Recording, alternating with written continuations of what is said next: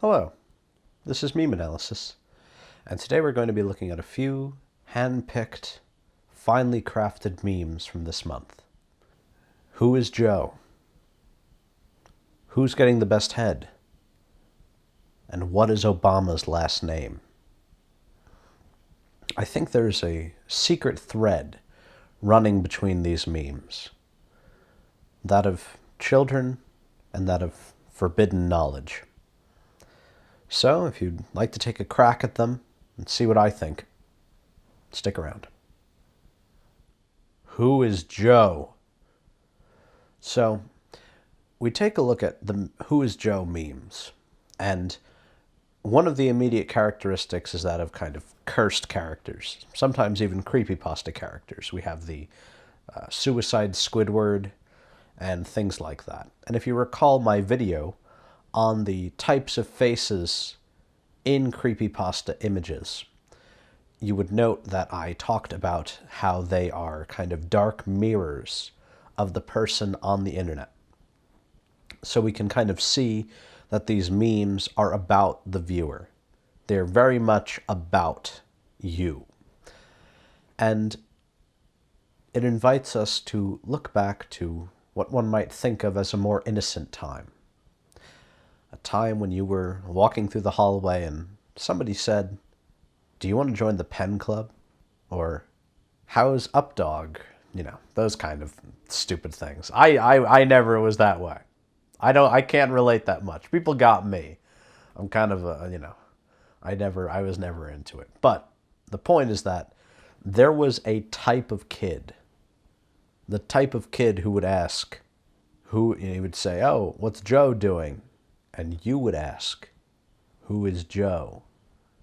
And of course he would say, "Joe Mama." There is something about these childish pranks, these invitations to make a fool of yourself.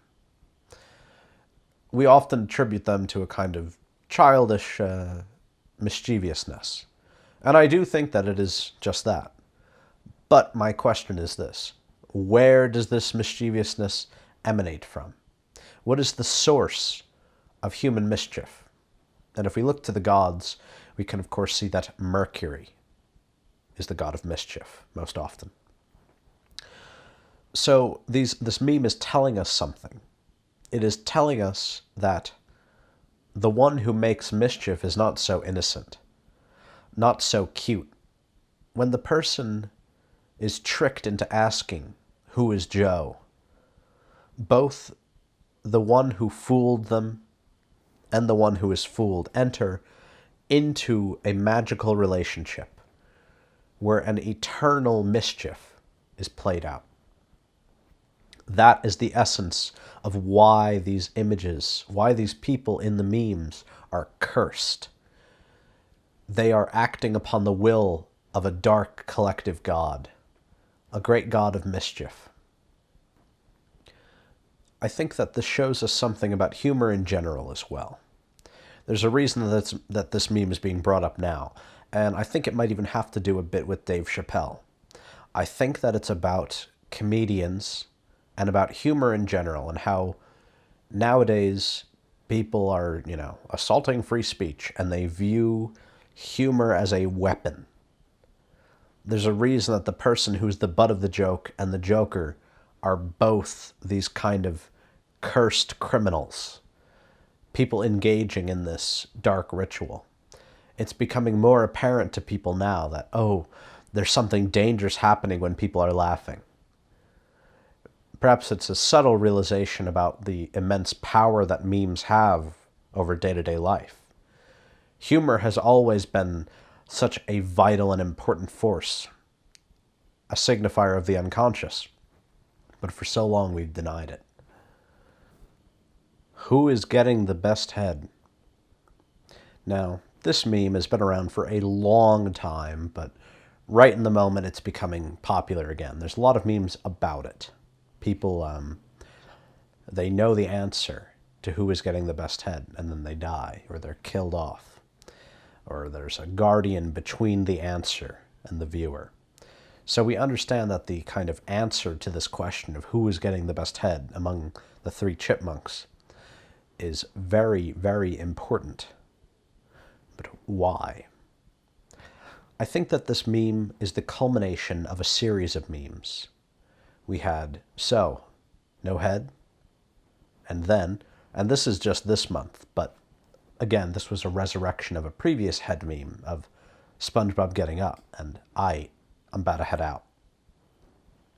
Finally, from no head to I'm about to head out, which sometimes is used in relation to being denied sex and then leaving. But now we're getting it. Now we're getting the head. The question is, who? Who is getting the best head? Alvin, Theodore, or Simon? This seems like a ridiculous query, but I think that from it we can glean immensely important details about the modern young person's sexuality. Indeed, their unconscious sexual life. So immediately, we have to see this image as a kind of R. Crumb-esque, furry, cartoon expression of sex. So it's already a couple steps back from what's real. But I think, this is just my personal view, each chipmunk represents an aspect of sexuality. Now, I've talked about the surreal, real, and ironic triad, and the funny, cringe, and cursed triad. But I also think that that triad applies to the sexual sphere as well, in essentially the same way. The relatable pornography, which is essentially something that one can recognize. It displays an act or a expression, and you can see, oh, I've done this, or oh, this actually happens.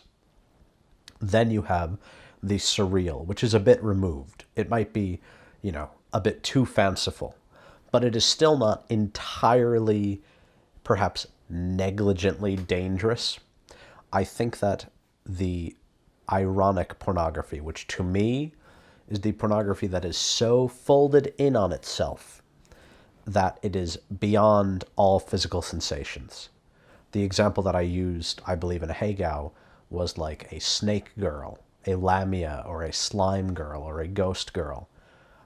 You can't imagine sex with them. There is no physical sensation that correlates with that fantasy. It is entirely an imagined sensation, which to Reich is one of the major signifiers of a kind of severe neurotic, are these imaginary senses. It's almost schizophrenic. And so, which one is which? I think Theodore is relatable. I think he is making the most realistic expression. He's not so exaggerated. I think Simon, by being a kind of intelligent, bespectacled fellow, is the surreal, because it's believable perhaps that they would give clothes to chipmunks, but I can't believe that there would be prescription glasses for a chipmunk. To me, that is what brings him to the surreal. But Alvin, as the memes say, is doing the Jordan. He is putting on a whole show. And as you see in the movies, he's kind of a jock. He's putting on the whole show of sexuality. As we talked about in a Hagao, a major element of this dangerous, ironic sexuality is how it is extremely exaggerated. And Alvin is the most exaggerated of the chipmunks. I think that is the key to the three and who is getting the best. But even more than that, we have to take a look and see what people think about the test itself. I think people make a mistake when they look at this image. I think they might think that there's an objective answer. That's why the memes are about. People think there is an objectively correct chipmunk who's getting the best head, when in fact it is entirely relative. It is a mirror which reflects your own already deeply tainted internet sexuality. Do you remain a kind of humanist? Do you remain interested in essentially relatable pornography, in surreal, strange pornography, or in these kind of insane, totally unreal, ironic pornography? Obama and his last name. We look at memes about Obama, and we can go back to the most important, the earliest Obama meme.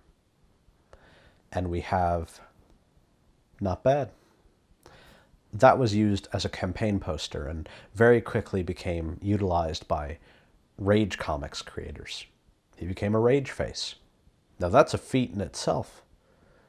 Not many people became rage faces, but he was one of the most identifiable and well-used ones. That's very important in itself. What I think we can learn about the lack of Obama's last name is that we are looking at a meme about being a child, a meme about the child's view of politics, the child's view of power. This is why, after Obama's presidency, so many of the memes have become very ironic. He's become a very powerful entity. You have the kind of dangerous Obama, like Obunga, and you have Obamium, you have Obama Netflix. There are many different ironic Obama memes. And it's because politics are something so vague, so incomprehensible to the child, that these ideas kind of filter through into vague notions and fantasies that kind of seed themselves in the child, and that the child later on expresses. I'm sure that everybody watching this remembers some odd idea they had about the world that they just gleaned from hearing a few words on the news or overhearing a conversation that their parents were having about the world. And you came to believe this. You came to believe this little strange idea, and eventually you forget how you even had it. This is what we can learn from Obama not having a last name, just being Obama. The child is incapable of understanding it. And I think that Obamium, and specifically, finally, we've discovered Obamium, is very important because every kid, I'm sure, has seen these sci-fi movies where the scientists are finally able to synthesize the necessary, super powerful substance. And Obama is that powerful substance, an extremely powerful form. The child does not know politics, and in a way can barely understand power. But they can understand the image of power, the feeling of power, the feelings that politics give, that they learn from their parents. And that, I think, is the ultimate forbidden knowledge of the child, of politics, of sexuality gained from cartoons and the experience of watching them, the ideas that are filtered through to the child, and from cruel little jokes at school. All of these things hold great secrets about the life of a child and the things that we oftentimes forget. So if you want to take a look into that childish mystery, all you need to do is scroll through some memes and pay attention to them. Remember, memes matter.